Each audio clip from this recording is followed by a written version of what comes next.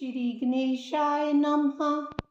वक्रतुंड महाकाय सूर्यकोटि समप्रभ निर्विघ्नं कुरु मे देव सर्वकार्येषु सर्वदा। जय माता दी। सर्वमंगल मांगल्ये शिवे सर्वार्थ साधिके शरण्ये त्र्यंबके गौरी नारायणी नमस्तुते।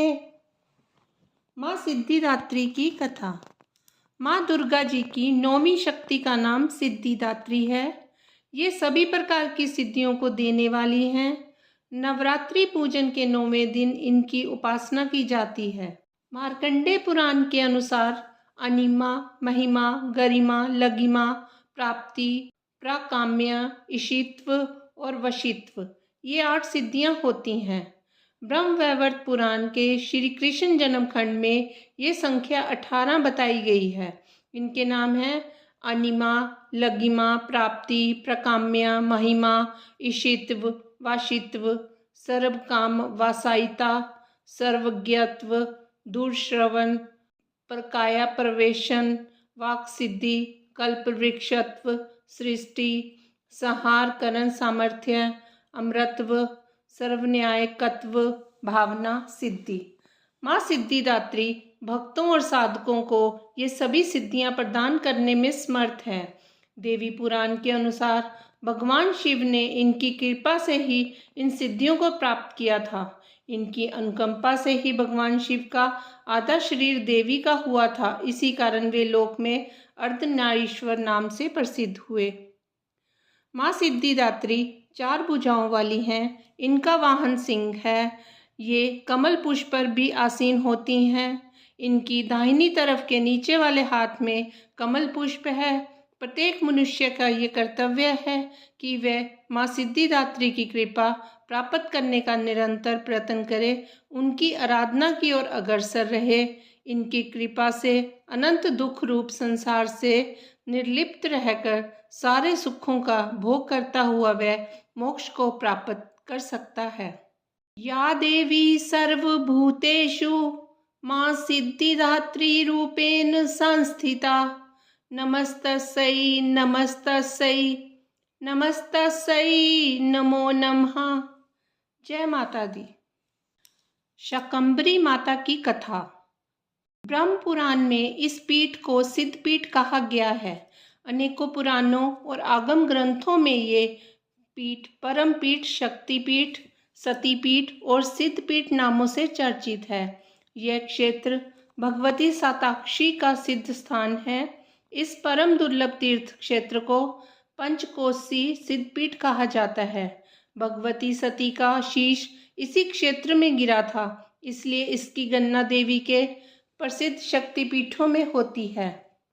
प्राचीन काल में दुर्गम नाम का एक महान दैत्य था।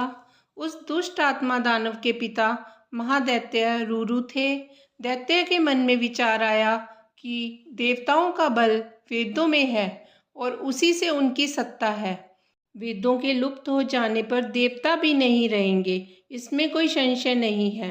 अतः पहले वेदों को ही नष्ट कर देना चाहिए। ब्रह्मा जी का ध्यान करके उसने आसन जमा लिया। वह केवल वायु रस पीकर रहता था। उसने 1000 वर्षों तक बड़ी कठिन तपस्या की। उसके तेज से देवताओं और दानवों सहित संपूर्ण प्राणी आश्चर्यचकित हो उठे।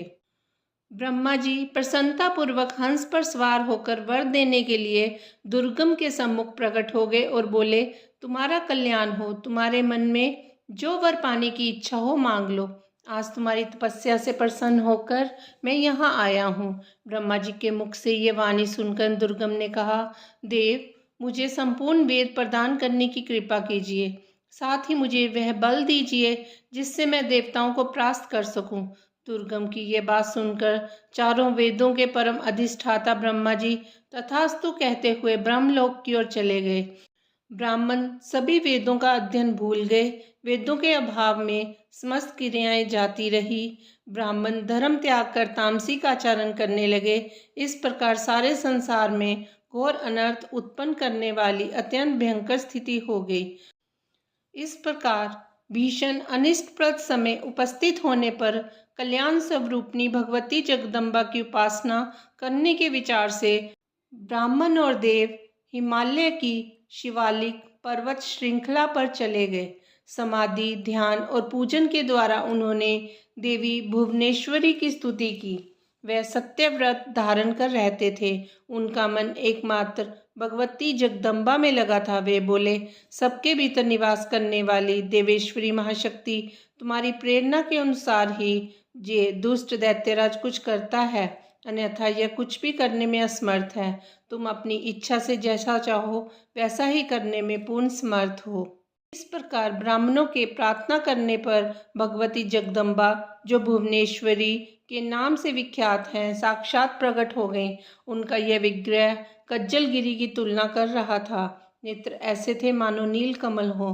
कमल के पुष्प, पल्लव और मूल हाथों में सुशोभित थे। संपूर्ण सुंदरता का आदि स्तोत्र भगवती आयोनिजा का यह स्वरूप बड़ा ही कमनीय था। करोड़ों सूर्यों के समान चमकने वाला यह विग्रह करुण रस का अपार सागर था। ऐसा दिव्य रूप सामने उपस्थित करने के पश्चात जगत की रक्षा में तत्पर रहने वाली करुण हृदय भवानी अपनी अनंत आंखों से सहस्रों जल धाराएं पृथ्वी पर गिराने लगी। उनके नेत्रों से निकले हुए जल के द्वारा 9 रात तक संसार में महान वृष्टि होती रही।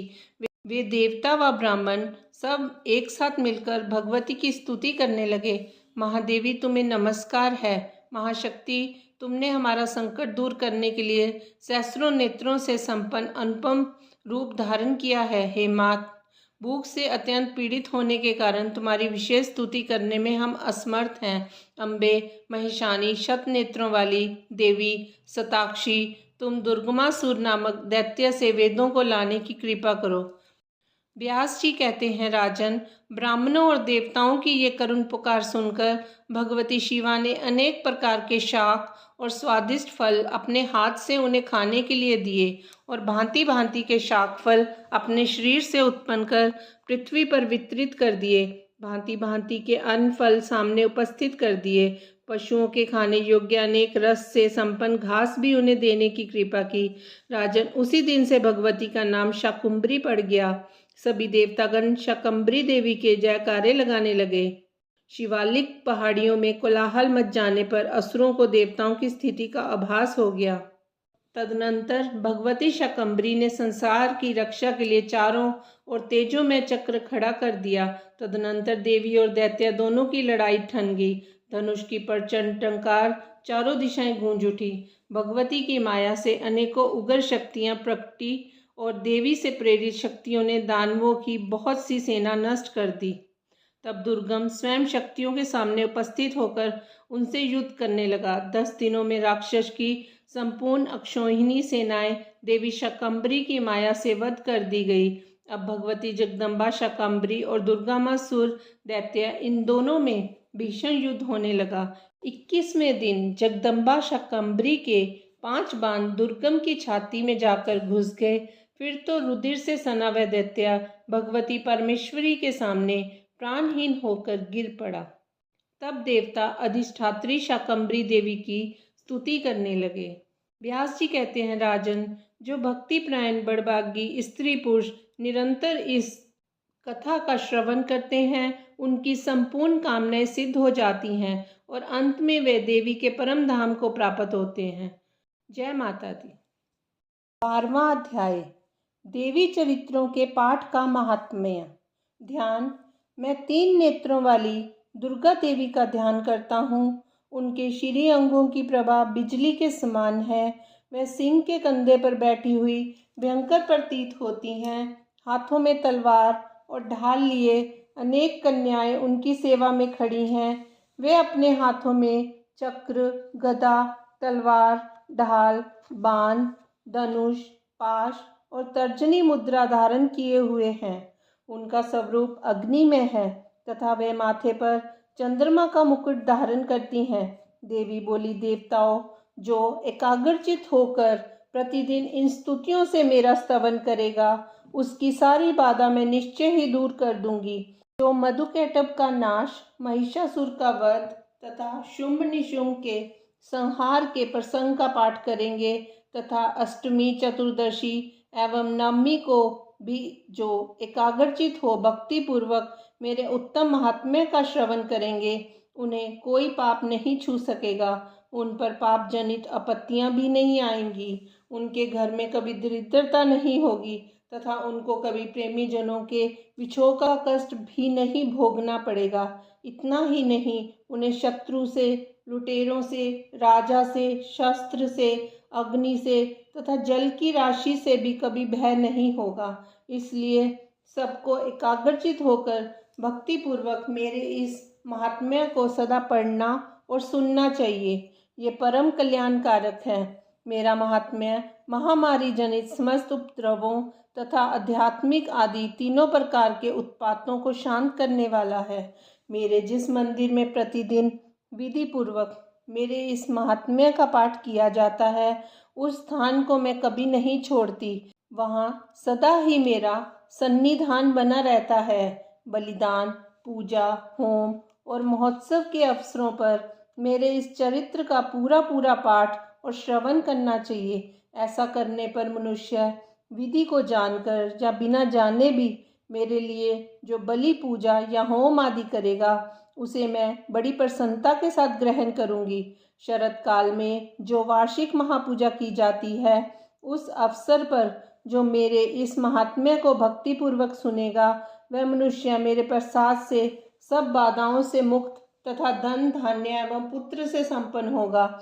इसमें तनिक भी संदेह नहीं है। मेरे इस महात्म्य, मेरे प्रादुर्भाव की सुंदर कथाएं तथा युद्ध में किए हुए मेरे पराक्रम सुनने से मनुष्य निर्भय हो जाता है। मेरे महात्म्य का श्रवण करने वाले पुरुषों के शत्रु नष्ट हो जाते हैं, उन्हें कल्याण की प्राप्ति होती तथा उनका कुल आनंदित रहता है। सर्वत्र शांति क्रम में बुरे स्वप्न दिखाई देने पर तथा ग्रह जनित भयंकर पीड़ा उपस्थित होने पर मेरा महात्म्य श्रवण करना चाहिए। इससे सब विघ्न तथा भयंकर ग्रह पीड़ाएं शांत हो जाती हैं और मनुष्य द्वारा देखा हुआ दुस्वप्न शुभ स्वप्न में परिवर्तित हो जाता है। बाल ग्रहों से आक्रांत हुए बालकों के लिए यह महात्म्य शांतिकारक है तथा मनुष्यों के संगठन में फूट होने पर यह अच्छी प्रकार मित्रता कराने वाला होता है। यह महात्म्य समस्त दुराचारियों के बल का नाश कराने वाला है। इसके पाठ मात्र से राक्षसों, भूतों और पिशाचों का नाश हो जाता है। मेरा यह सब महात्म्य मेरे समीप्य की प्राप्ति कराने वाला है। पशु, पुष्प, अर्घ्य, धूप, दीप, गंध आदि उत्तम सामग्रियों द्वारा पूजन करने से, ब्राह्मणों को भोजन कराने से, होम करने से, प्रतिदिन अभिषेक करने से, नाना प्रकार के अन्य भोगों का अर्पण करने से तथा दान देने आदि से 1 वर्ष तक जो मेरी आराधना की जाती है और उससे मुझे जितनी प्रसन्नता होती है, उतनी प्रसन्नता मेरे इस उत्तम चरित्र का एक बार श्रवण करने मात्र से हो जाती है। यह महात्म्य श्रवण करने पर पापों को हर लेता और आरोग्य प्रदान करता है।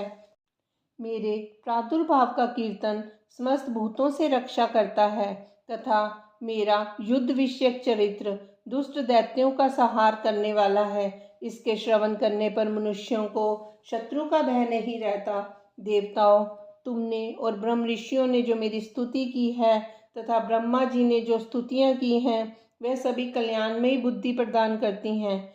वन में, सूने मार्ग में अथवा दावानल से गिर जाने पर, निर्जन स्थान में लुटेरों के दाव में पड़ जाने पर या शत्रुओं से पकड़े जाने पर अथवा जंगल में सिंह, व्याघ्र और जंगली हाथियों के पीछा करने पर, कुपित राजा के आदेश से वध या बंधन के स्थान में ले जाए जाने पर अथवा महासागर में नाव पर बैठने के बाद भारी तूफान से नाव के डगमग होने पर और अत्यंत भयंकर युद्ध में शस्त्रों का प्रहार होने पर अथवा वेदना से पीड़ित होने पर, किम बहुना सभी भयानक बाधाओं के उपस्थित होने पर जो मेरे इस चरित्र का स्मरण करता है, वह मनुष्य संकट से मुक्त हो जाता है।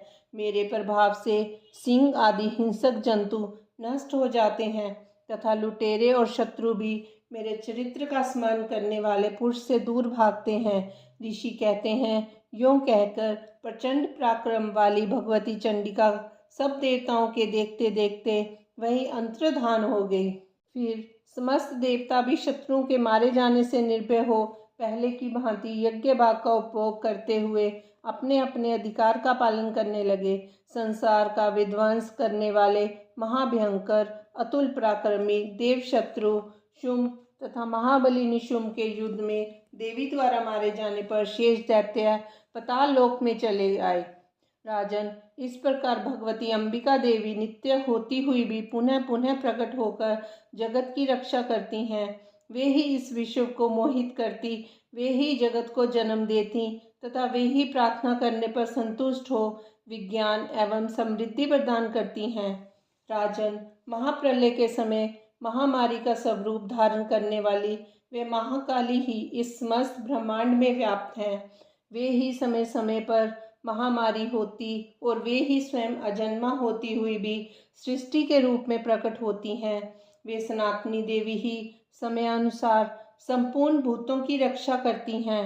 मनुष्यों के अभ्युदय के समय वे ही घर में लक्ष्मी के रूप में स्थित हो उन्नति प्रदान करती हैं और वे ही अभाव के समय दरिद्रता बनकर विनाश का कारण होती हैं। पुष्प, धूप और गंध आदि से पूजन करके उनकी स्तुति करने पर वे धन, पुत्र, धार्मिक बुद्धि तथा उत्तम गति प्रदान करती हैं। 12वां अध्याय संपूर्ण। 13वां अध्याय सूर्त और वैश्य को देवी का वरदान। ध्यान। जो उदय काल के सूर्यमंडल की सी कांति धारण करने वाली हैं, जिनकी 4 भुजाएं और 3 नेत्र हैं तथा जो अपने हाथों में पाश, अंकुश, वर एवं अभय की मुद्रा धारण किए रहती हैं, उन शिवा देवी का मैं ध्यान करता हूँ। ऋषि कहते हैं, राजन, इस प्रकार मैंने तुमसे देवी के उत्तम महात्म्य का वर्णन किया। जो इस जगत को धारण करती हैं, उन देवी का ऐसा ही प्रभाव है। वे ही विद्या उत्पन्न करती हैं। भगवान विष्णु की माया स्वरूपा उन भगवती के द्वारा ही तुम ये वैश्य तथा अन्य अन्य विवेकी जन मोहित होते हैं, मोहित हुए हैं तथा आगे भी मोहित होंगे। महाराज, तुम उन्हीं परमेश्वरी की शरण में जाओ। आराधना करने पर वे ही मनुष्यों को भोग, स्वर्ग और मोक्ष प्रदान करती हैं। मार्कंडेय जी कहते हैं, क्रोष्टुकी जी, मेधा मुनि के ये वचन सुनकर राजा सूरत ने उत्तम व्रत का पालन करने वाले उन महाभाग महर्षि को प्रणाम किया। वह अत्यंत ममता और राज्यापहरण से बहुत खिन्न हो चुके थे। महामुने, इसलिए विरक्त होकर वे राजा और वैश्य तत्काल तपस्या को चले गए और वे जगदम्बा के दर्शन के लिए नदी के तट पर रहकर तपस्या करने लगे। वे वैश्य उत्तम देवी सूक्त का जप करते हुए तपस्या में प्रवृत्त हुए। वे दोनों नदी के तट पर देवी की मिट्टी की मूर्ति बनाकर पुष्प, धूप और हवन आदि के द्वारा उनकी आराधना करने लगे। उन्होंने पहले तो आहार को धीरे धीरे कम किया, फिर बिल्कुल निराहार रहकर देवी में ही मन लगाए एकाग्रता पूर्वक उनका चिंतन आरंभ किया। वे दोनों अपने शरीर के रक्त से प्रोक्षित बलि देते हुए लगातार 3 वर्ष तक संयम पूर्वक आराधना करते रहे। इस पर प्रसन्न होकर जगत को धारण करने वाली चंडिका देवी ने प्रत्यक्ष दर्शन देकर कहा। देवी बोली, राजन तथा अपने कुल को आनंदित करने वाले वैश्य, तुम लोग जिस वस्तु की अभिलाषा रखते हो वे मुझसे मांगो, मैं संतुष्ट हूँ, अतः तुम्हें वह सब कुछ दूंगी। मार्कंडेय जी कहते हैं, तब राजा ने दूसरे जन्म में नष्ट न होने वाला राज्य मांगा तथा इस जन्म में भी शत्रुओं की सेना को बलपूर्वक नष्ट करके पुनः अपना राज्य प्राप्त कर लेने का वरदान मांगा। वैश्य का चित्त संसार की ओर से खिन्न एवं विरक्त हो चुका था और वे बड़े बुद्धिमान थे, अतः उस समय उन्होंने तो ममता और अहंता रूप आसक्ति का नाश करने वाला ज्ञान मांगा। देवी बोली, राजन, तुम थोड़े ही दिनों में शत्रुओं को मारकर अपना राज्य प्राप्त कर लोगे। अब वहाँ तुम्हारा राज्य स्थिर रहेगा। फिर मृत्यु के पश्चात तुम भगवान विवस्वान के अंश से जन्म लेकर इस पृथ्वी पर सार्वनिक मनु के नाम से विख्यात होगे। वैश्यवर्य, तुमने भी जिस वर को मुझसे प्राप्त करने की इच्छा की है उसे देती हूँ। तुम्हें मोक्ष के लिए ज्ञान प्राप्त होगा। मार्कंडेय जी कहते हैं, इस प्रकार उन दोनों को मनोवांछित वरदान देकर तथा उनके द्वारा भक्ति पूर्वक अपनी स्तुति सुनकर देवी अंबिका तत्काल अंतर्धान हो गई। इस तरह देवी से वरदान पाकर क्षत्रियों में श्रेष्ठ सूर्थ सूर्य से जन्म ले सावर्णी नामक मनु होंगे। 13वां अध्याय संपूर्ण। माँ दुर्गा की आरती। जय अम्बे गौरी मैया, जय श्यामा गौरी, तुमको निश दिन ध्यावत हरि ब्रह्मा शिव जी। जय अम्बे गौरी, मांग सिंदूर विराजत, टीको मृग मद को, उज्ज्वल से दो नैना चंद्र बदननी को। जय अम्बे गौरी, कनक समान कलेवर, रक्तांबर राजे, रक्त पुष्प गलमाला कंठन पर साजे। जय अम्बे गौरी, केहरी वाहन राजत, खड्ग खपर धारी, सुर नर मुनि जन सेवत, तिनके दुख हारी। जय अम्बे गौरी, कानन कुंडल शोभित, नासाग्रे मोती, कोटिक चंद्र दिवाकर, समराजत ज्योति। जय अम्बे गौरी, शुंभ निशुंभ विदारे, महिषासुर घाती, धूम्र विलोचन नैना, निश दिन मदमाती।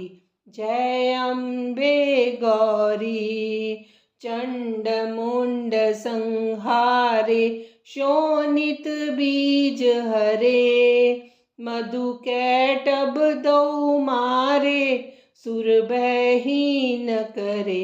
जय अम्बे गौरी, ब्रह्मानी रुद्रानी, तुम कमला रानी, आगम निगम बखानी, तुम शिव पटरानी। जय अम्बे गौरी, 64 योगिनी गावत, नृत्य करत भैरो, बाजत ताल मृदंगा, और बाजत डमरू। जय अम्बे गौरी, तुम ही जग की माता, तुम ही हो भरता, भक्तन की दुख हरता, सुख संपत्ति करता।